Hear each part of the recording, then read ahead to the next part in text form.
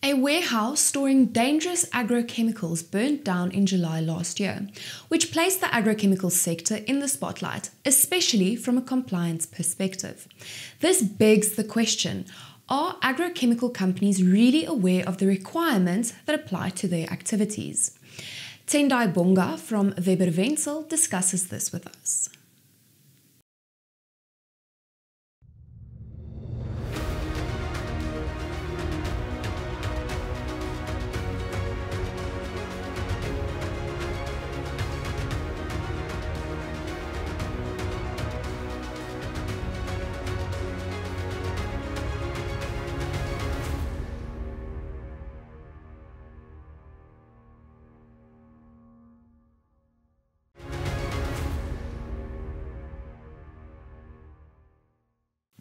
In the wake of the UPL warehouse fire, the agrochemical sector is advised to take immediate steps to comply with the relevant legislative obligations before a pending crackdown by regulators. This was contained in a press release, and this is what we are going to talk about today with Tendai Bonga. He's from Webber Wentzel. Tendai, thank you very much for joining us today in studio. Quite an interesting subject for us to talk about, I think quite relevant at this stage. Why did the then authors deem it necessary to put out this in a press release?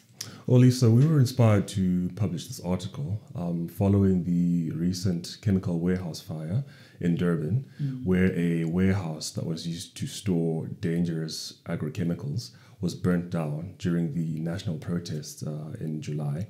And that incident placed the agrochemical sector in the spotlight, especially from a compliance perspective. And so we were inspired to publish this article just to raise awareness around that aspect.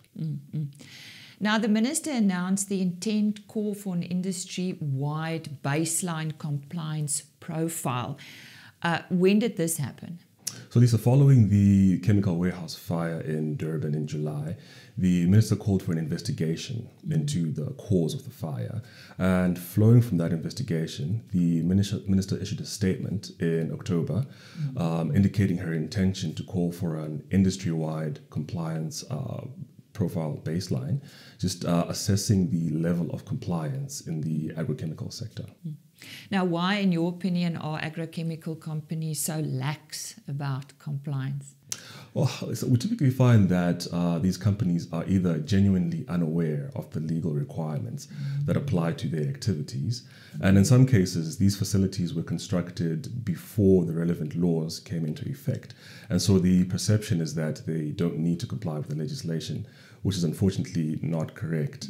And in both cases, unfortunately, ignorance of the law is not an excuse. So what are the legal consequences if you don't comply? Well, this industry is regulated by a number of laws at national, provincial, and municipal level. And each law imposes its own compliance requirements, as well as potential risks for non-compliance. And these potentially include criminal prosecution, after which a fine and/or imprisonment can be imposed. And the dangers thereof to people, animals, and the environment, of course? Well, there are significant environmental and health and safety risks for this industry, Lisa. From an air pollution perspective, for instance, the fumes that can be released from a chemical warehouse are very, very noxious. And you also get land and water resource contamination, where chemicals flow from a warehouse of this nature. So there are very significant environmental risks that are involved. Well, we are focusing on the agrochemical sector and the compliance to, of course, to safety measures. And when we come back, we'll continue our discussion and ask Tendai, what are the most important requirements for any agrochemical concern that they should adhere to?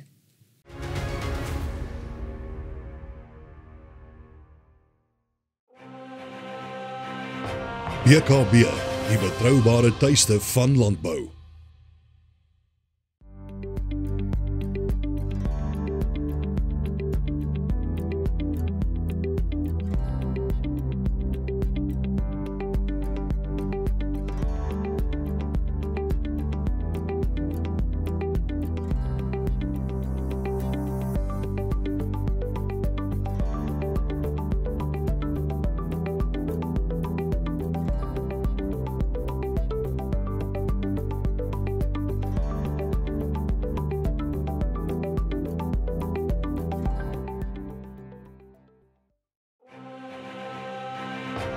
BKB, the trusted home of agriculture.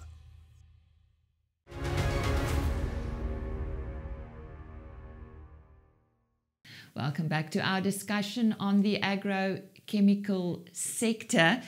Tendai, as I mentioned, the most important requirements any agrochemical concern should adhere to. Perhaps you can go through a few of those with us. Sure, definitely. I think from a national law perspective, Lisa, I think the most important requirement that an agrochemicals operator must comply with is to obtain environmental authorization, and that's in terms of the National Environmental Management Act. Now, this authorization is required before you undertake the storage of these dangerous fertilizers or pesticides at your warehouse. And the purpose is to assess the risks that are involved with storing these chemicals and to also prepare for any emergencies that may arise from the storage of these dangerous goods. Now, where are these industries mainly situated? They're typically situated in industrial and commercial areas. Like the one in Durban, the like UPL the one in Durban. one. Yes, in cities. But you also find that farmers typically stockpile agricultural chemicals at their farms on private property. So you'll also find these sort of facilities at, as I said, private properties and farms. So I think that farmers should also keep that in mind. Which agrochemicals are referred to? We've got fertilizers, herbicides, Sure. pesticides. Is that what we're talking about? It is. So those chemicals are typically referred to as crop protection products. And as you said, this includes fertilizers, pesticides, fungicides, and adjuvants, which are typically used in farming activities.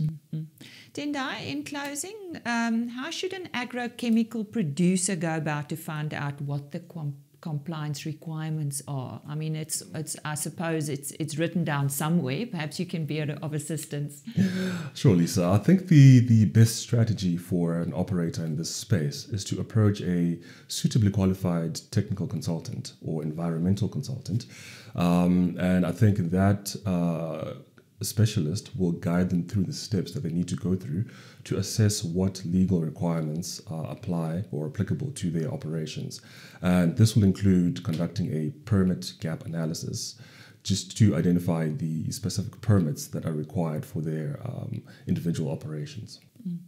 Tendai, thank you very much for joining us. Thank you, and Lisa. shedding some light on this serious subject. I Thank you think very it much. is Thanks for something we having me. should be concerned about. I appreciate it. Tendai Bonga from Webber Wentzel, and he came all the way from the Western Cape to share important information regarding the compliance of the agrochemical sector.